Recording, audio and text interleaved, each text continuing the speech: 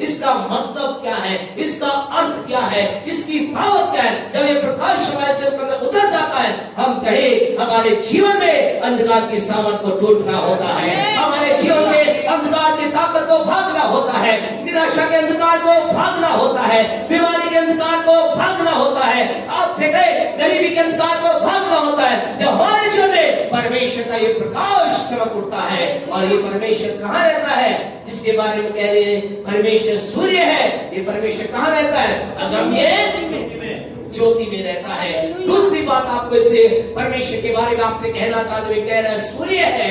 आपको मालूम है दुनिया के जितनी भी लाइट है, सब लाइट, सारी रोशनी क्या है, किसी न किसी पर आधारित है, निर्भर है। ये बल्ब किस पर निर्भर है, यहाँ के मेन स्विच पर। मेन लाइट किस पर निर्भर है, आगे के लाइट पर। आगे किस पर निर्भर है, ट्रांसफार्मर पर। ट्रांसफार्मर किस पर निर्भर है, आगे जब लाइट बनती है, वो लाइट कहां से बनती है, पानी से या हवा से बनती है। हर एक चीज लाइट एक दूसरे से क्या है, एक दूसरा कनेक्ट है, निर्भर है, कहीं ना कहीं से आती है। लेकिन यीशु मसीह ने क्या कहा, यूहन्ना 8:12 हमारे साथ निकाल, यीशु ने क्या कहा, आप देखें आज का वचन आपके जीवन का एक अद्भुत कार्य करेगा। आज का वचन आपके जीवन में एक नए सामर्थ को ढेलेगा, और इस सामर्थ से हम उन बातों को प्राप्त करने जाएंगे जो परमेश्वर ने हमारे लिखी है। यूहन्ना सुसमाचार 8:12 पढ़े। यीशु ने फिर लोगों से कहा, यीशु ने फिर लोगों से कहा, जगत की ज्योति मैं हूँ, जगत की ज्योति मैं हूँ। इसका मतलब क्या है, प्यारे परमेश्वर आपसे कह रहा था, इसका मतलब क्या है, इसका मतलब यीशु मसीह क्या कह रहा है, यीशु कह रहा है दुनिया के अंदर जितनी भी ज्योतियां हैं वो ज्योति नहीं है, मैं हूँ, I am the real light.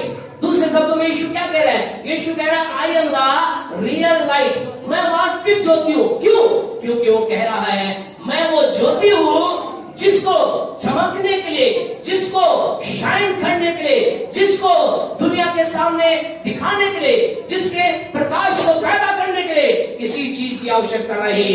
दूसरे शब्दों में यीशु कह रहा है, क्या कह रहा है, मैं कहीं भी खड़ा हो जाऊंगा वहां प्रकाश हो जाएगा, मैं जिस भी जगह पर आ जाऊंगा वहां प्रकाश फैल जाएगा। मुझे किसके साथ करने की जरूरत नहीं, स्विच को ऑन करने की जरूरत है, लेकिन यीशु ने कहा मेरे लिए ऐसा नहीं है, आई एम रियल लाइट। आपसे कहना चाहते हैं जीसस इज रियल लाइट, यीशु वास्तविक ज्योति है, उसे किसी प्रकार से किसी के साथ कनेक्ट होने की आवश्यकता नहीं, उसके अंदर एक प्रकाश है, वो स्वयं प्रकाश का स्रोत है, उसे जरूरत नहीं है। आपसे कहना चाहते हैं उसकी ज्योति इतनी अद्भुत है वो कभी भी खत्म नहीं होती है। जोरदार ताली बजाकर खुदा की महिमा करें। आज इस तरह आपसे कहना चाहते हैं हम जब प्रकाश को समझेंगे हमारे अंदर में ज्ञान आएगा, आपसे कहे आपके अंदर ये ज्योति प्रकाशमय होती चल जाएगी, और आपके जिन अगर नशे की सामर्थ ने कब्जा कर रखा है, बीमारी के अंधकार ने कब्जा कर रखा है, आपसे कहना चाहते आप कुछ मत कीजिए, आज केवल बैठे बैठे हाँ आमीन के साथ ग्रहण करते रहिए, हाँ आमीन के साथ ग्रहण करते रहिए। ये ज्योति आज आपके जीवन में परमेश्वर जो सूर्य है आपके जीवन में प्रवेश करेगा, और उन ताकत को, उन सामर्थ को, उन अंधकार के ताकत के गढ़ को आज ये प्रकाश ढाने जा रहा है। विश्वास करते तो बोले आमीन, विश्वास करते हैं तो बोले आमीन, हालेलुया। बोले हमारे साथ, मैं विश्वास करता हूँ आज परमेश्वर का प्रकाश मेरे जीवन में एक नई सामर्थ को, एक नए उजाले को, एक नई ताकत को देने जा रहा है। आज परमेश्वर के इस प्रकाश के द्वारा मेरे जीवन में ज्योति ही ज्योति आने जा रही है। आज से मेरे जीवन में कोई अंधकार राज ना करेगा, क्योंकि मैंने जान लिया है कि मेरा परमेश्वर सूर्य है। Hallelujah, hallelujah, hallelujah. हम अपने नाम को महिमा देते हैं। आपसे कहना चाहते हो परमेश्वर क्या है, सूर्य है। आइए हम अगले स्टेप पर चलें, इसके बारे में बहुत सी बातें आपको हम बता सकते हैं, और आपसे विश्वास करते हैं प्रभु आपको और भी प्रकाश इसके बारे में देगा।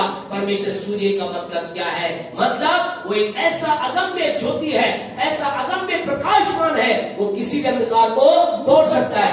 उसे रोशनी प्राप्त करने के लिए किसी की जरूरत नहीं है। आइए नेक्स्ट स्टेप पर चलिए, हम वहीं आ जाए, भजन 84 के 11 के अंदर आ जाए, जहां प्रभु के वचन के अंदर लिखा है, क्या लिखा है परमेश्वर के बारे में, कि परमेश्वर सूर्य और ढाल है। नेक्स्ट हम देखेंगे, क्या आप जानते हैं परमेश्वर ढाल है? क्या आप जानते हैं परमेश्वर ढाल है? आपसे कहे, अगर आप इस बात को जानते हैं, आप आशीष में लोग हैं, आप आनंद प्राप्त करने वाले लोग हैं। लेकिन यदि नहीं जानते तो आज जान लें। आज बहुत से लोग जानते नहीं है परमेश्वर ढाल है, और इस वजह से क्या है, काय में जी रहे हैं, डर में जी रहे हैं, भय में जी रहे हैं। तमाम दुनिया का अंदर एक भय उनका पीछा कर रहा है, एक डर उनका पीछा कर रहा है। आज लोगों को क्या लगता है, ऐसा लगता है ये असफलता मुझे मार देगी, ये बीमारी मुझे खत्म कर देगी। अभी न्यूज इन दिनों का हम देखते हैं, लेकिन जब भाई लोगों से अलग अलग परिवार बैठते हैं तो अलग अलग प्रकार से बताया जा रहा है। क्या बताया जा रहा है, केसेस बढ़ रहे हैं, ऐसा बताया जा, सही है, इसमें कोई दिक्कत नहीं, बोल सकते हैं केसेस क्या हो रहे हैं, बढ़ रहे हैं। एक बार फिर क्या है, एक डर लोगों के अंदर आ रहा है। डरना बाजी में है ना, डरना डरना नहीं है, है ना, डरना हमें नहीं है, लेकिन डर लगता है। क्यों? क्योंकि इस स्थिति को देख करके ऐसा हुआ था। आपसे कहें प्यारे परमेश्वर लोगों, आज एक बार फिर संसार के अंदर, अभी संसार के दूसरे देशों में ऐसा हो गया, हमारे इंडिया में कम है, लेकिन धीरे धीरे क्या एक डर आ रहा है। क्या डर आ रहा है कि कोरोना दोबारा आ गया है। अब ये क्या करेगा, एक बार फिर तहलका मचाएगा, एक बार फिर चीजों को नष्ट करेगा, एक बार फिर जिंदगी को खत्म करेगा, एक बार फिर बिजनेस को खत्म करेगा।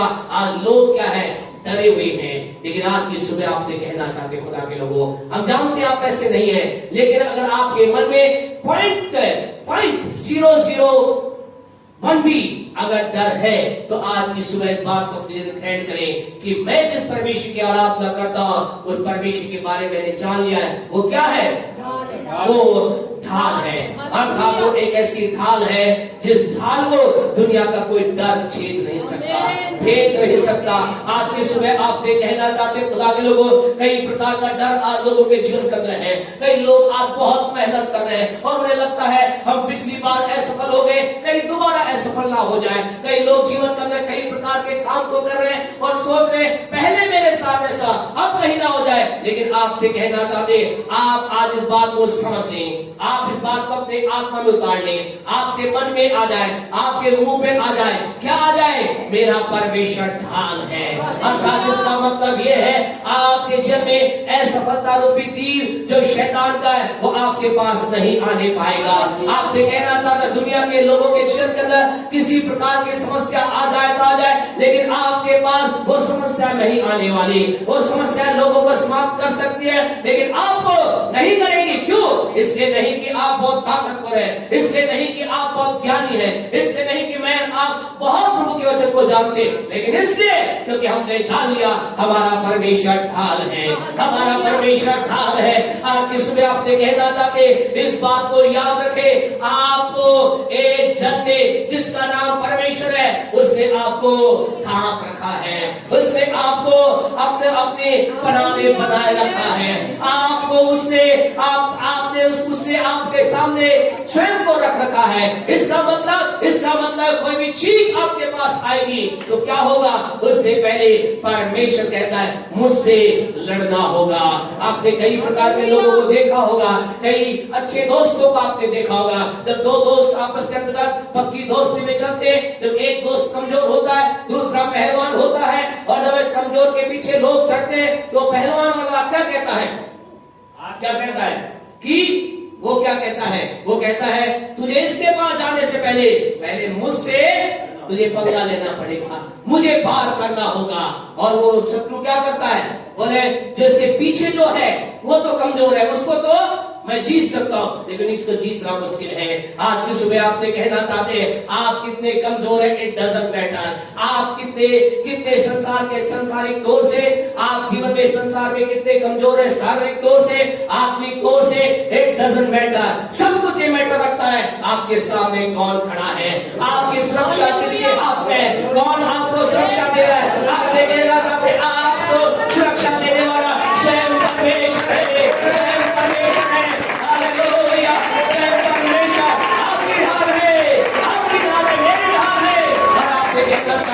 उसे दुनिया का पहलवानों का पहलवान भी उसे मार नहीं सकता, हालेलुया, उसे भेद नहीं सकता।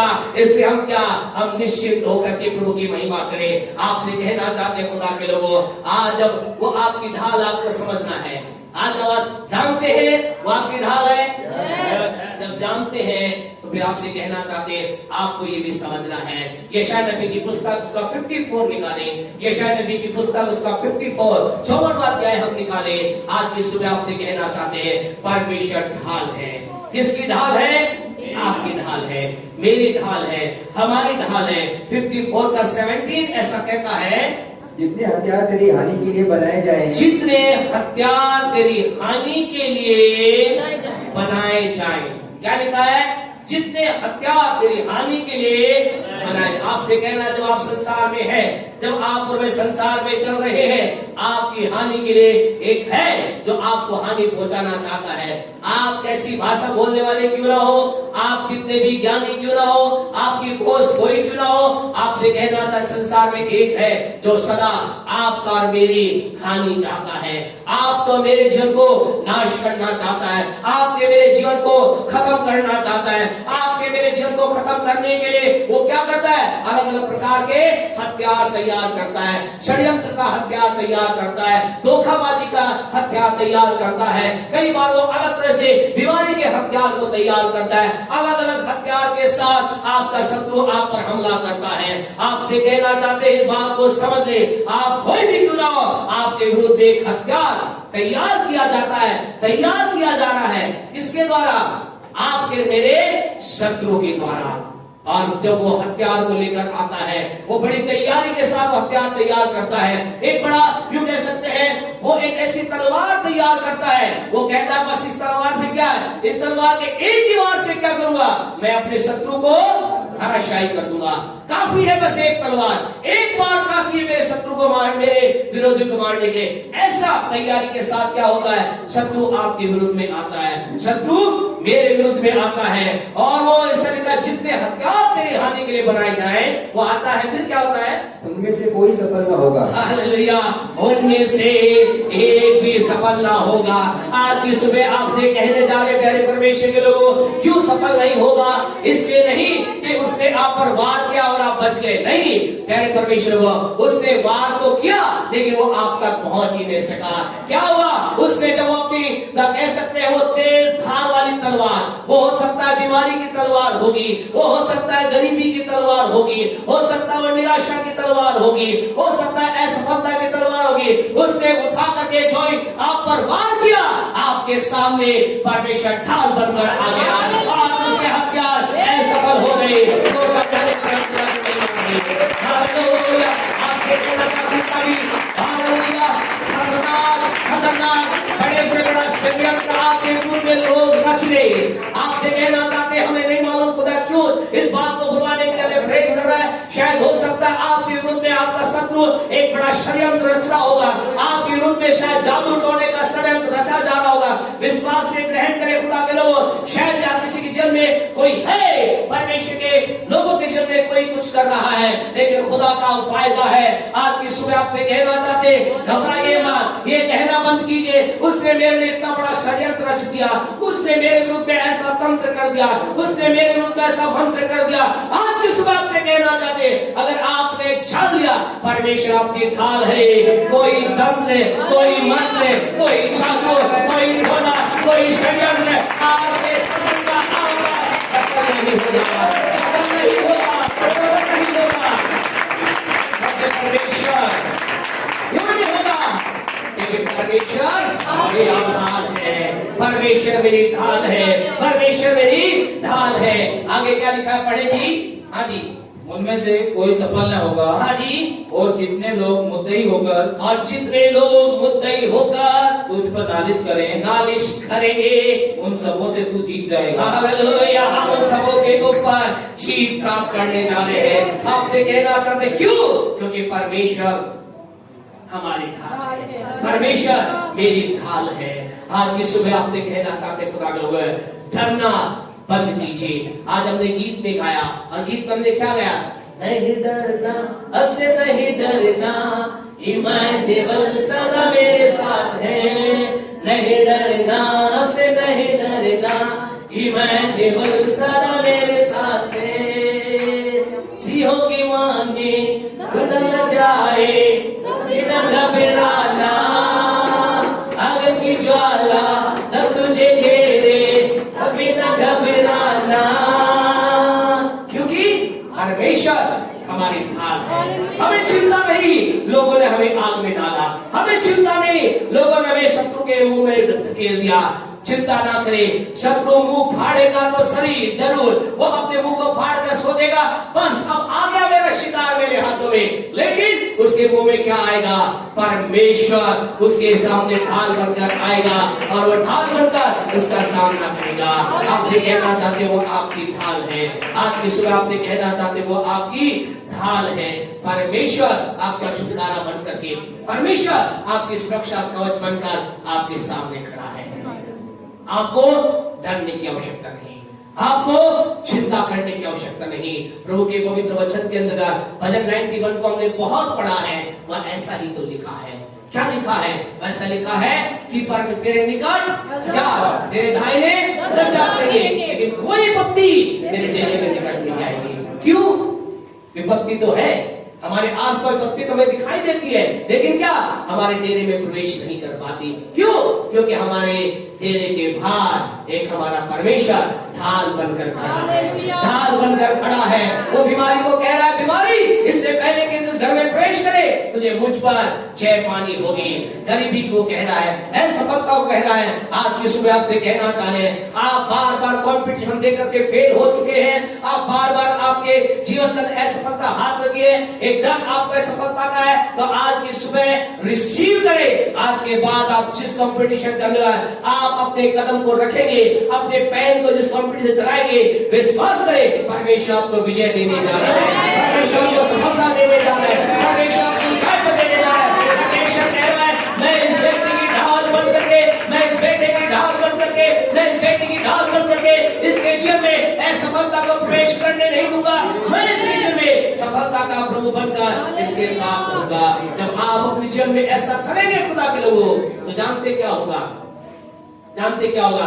एक जल्दी से छोटी बात बोल करके बंद करेंगे। जो ही हम परमेश्वर को अपनी ढाल मानेंगे, वो हमारी कैसी ढाल है अभी आपको बताएंगे, लेकिन उससे पहले लोग क्या कहेंगे? लोग कहेंगे इसका तो भला हो ही नहीं सकता, ये तो सफल हो ही नहीं सकता, खुदा भी इसकी मदद नहीं कर सकता।